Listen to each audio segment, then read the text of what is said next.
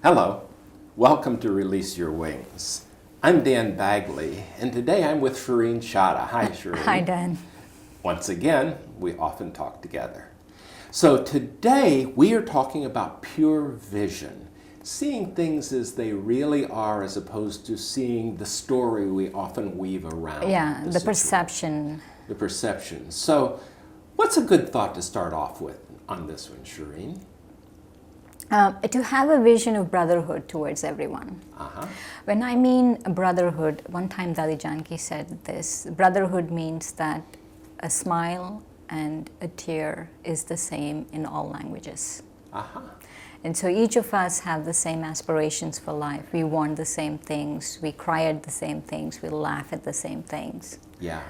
You know, that is so profound when you come down to how easy it is to look at someone who appears different. And we assume that they're going to be different in all sorts of ways. And that is it's a mental shortcut. If you look different, you're going to feel different. But I don't think that's the truth. Yeah. You know, DNA says that human beings, there's very little difference actually. Very little. But the external, it's a perception, right? If you want to see that, that's what you're going to see. When I was a student traveling around Europe, I was in a hostel in Barcelona.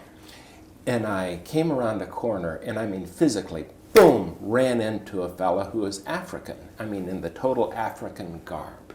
And immediately, I said, perdóname. And he, hearing my Spanish, immediately said, sprechen Sie Deutsch? I was probably German. And I said, Nein. Do you speak Spanish? And he says, no. He goes, parlez-vous français? I said, no. Do you speak English? And in perfect British, he says, oh yes, it's my native tongue. And I so didn't expect that because he looked different. So in that sense, I mean, we can make that cultural mistake. But when we make the heart-to-heart mistake, I think it's profound. Yeah, it is profound. I feel to have a vision of brotherhood is a very high elevated stage of being, because what happens is you have to cultivate so much soul consciousness, so much of spirituality in yourself to be able to really see that in someone. That I feel pure vision is actually a very deep topic. Yeah. And not just to talk about, but to really practice that, you know, am I seeing someone? Even to really see someone, you know, they exist, they have feelings, they, you know, love them. And I feel one thing that if I see someone these days, I have an aim. Yeah. And the aim is that everyone should get something nice from me. Even if it's something as small as a smile. Good. I feel if I have that aim in the morning, then I do see people. So we start with the major premise that everybody is deserving of our appreciation, of our love, is deserving of our smile, and we build from there. I'm a big believer in we tend to see what we look for. Yes. If we look for, well, we've talked before about if you get a new car, then suddenly you see that car everywhere on the road. It's not that suddenly there were more that day, it's just our perception and stuff. If we're looking for reasons to be happy, grateful, looking for the brotherhood, then we find it. If we're looking for the differences, even if we appear to be same, then we will see the differences in that. Right. You know, Dr. Emoto's experiments are really famous, but there was one experiment that really touched me, and he did this with kindergartners, I heard, that he took rice and put it in 3 sealed jars. And one part he made all of the students give love, and one part he said give it hate, and one part they ignored it. They put it away and they just ignored it. And of course, the part that had love didn't deteriorate at all. It didn't decay, and the part that got hate did decay. But the worst was the part that was ignored. Wow. That's powerful because, interestingly enough, many nonviolent societies will push someone out by just ignoring them. They were living in the community, and now you are dead to us. We will Yeah. not see you. So that's pretty awful. Yeah, shunning people. Shunning, right? that was the term I was looking for, which is probably, it feels nonviolent, but it may be, from the plant standpoint, it was strangling it to death. Yes, I thought that was fascinating, that Yeah. it was worse than even the hate. Yeah. And so to really, to see people in not a good vision is worse than not seeing, Yeah. not seeing them is worse. Yeah. And so to really see people, but also to see people in a pure vision. Yeah, I think that's really important. I've heard it said that the opposite of love is not hate. The opposite of love is total indifference. Yes. That you're not anything to me, which is, boy, that's pretty much means that we ought to have love wherever we look at anything. Yeah, and also the reason I was saying about pure vision is because one of the things that we cultivate in the Brahma Kumaris is that pure vision. We call it drishti, which means vision, translates as vision, pure vision. And so communities, the reason why we have communities and the reason why we actually have gatherings and stuff is that our vision actually transforms people, transforms us, everything around us. But to really have that, I was talking about it being a very elevated consciousness because it's not that easy to cultivate. One of the things that's very necessary is silence. That I have to be able to be in silence to really, and that's what comes in meditation, that silence is in meditation. Yeah. And that in meditation I'm able to really cultivate silence, and that silence really helps me have good drishti, or pure vision for Pure people. vision. Nice. And the other thing that's really important with pure vision, I feel, is my attitude. Whatever is in my attitude comes out. So I can't be looking at people in a nice way if my attitude about them is wrong. So if I'm holding something negative about someone, and then I have to really change that. But how do I change my attitude? Right.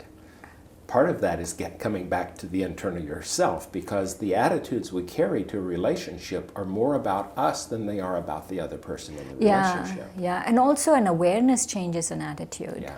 You know, if I change my awareness, also some kind of wisdom also changes.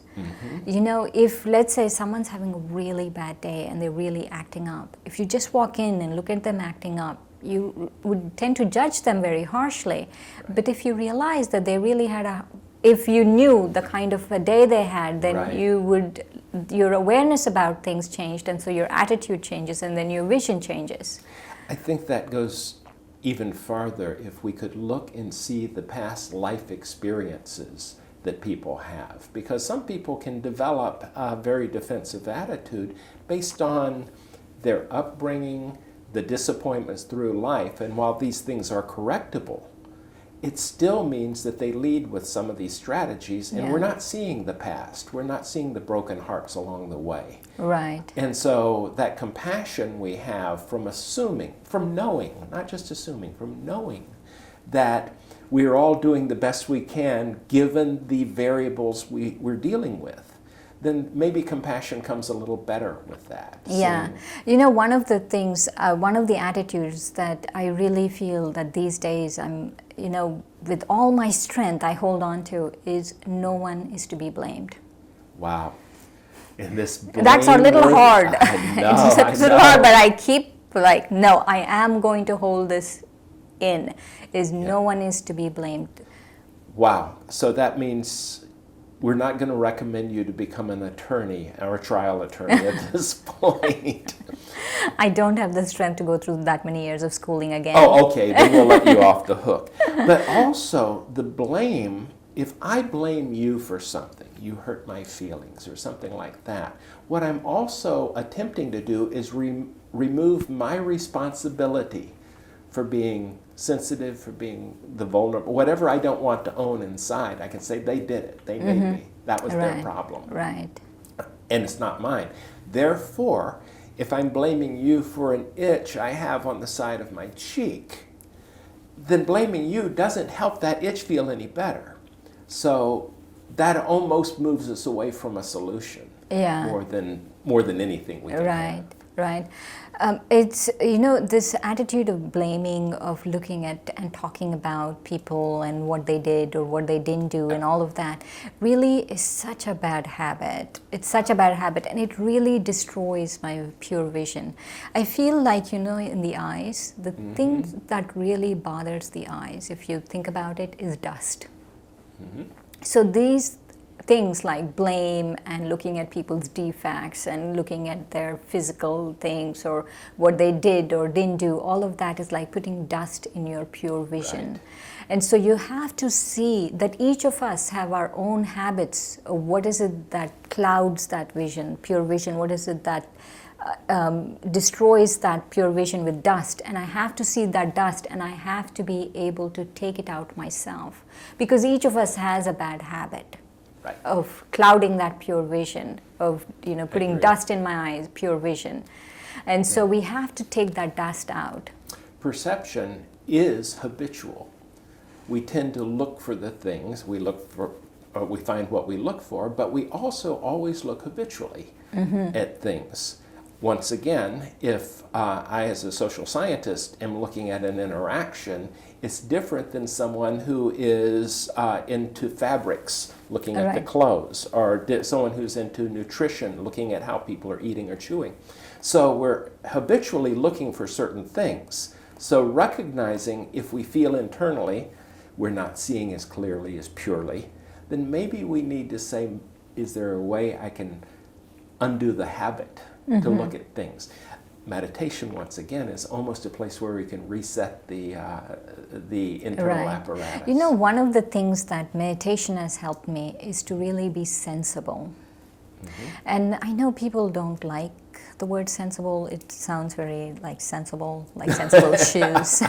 But really, I think it's a good place to be, especially where pure vision is concerned, is to really be sensible, not to compare yourself.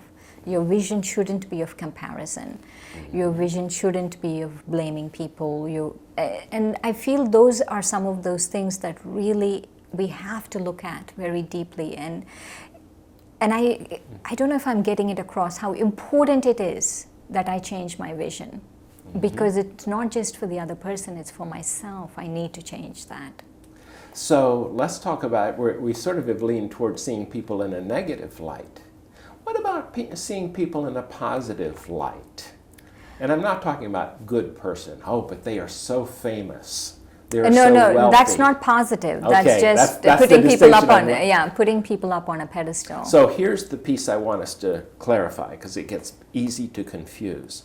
I can feel good about someone, feel open-hearted about someone, but the moment I say that person is better than this other person, then I've thrown more dust in my own eyes.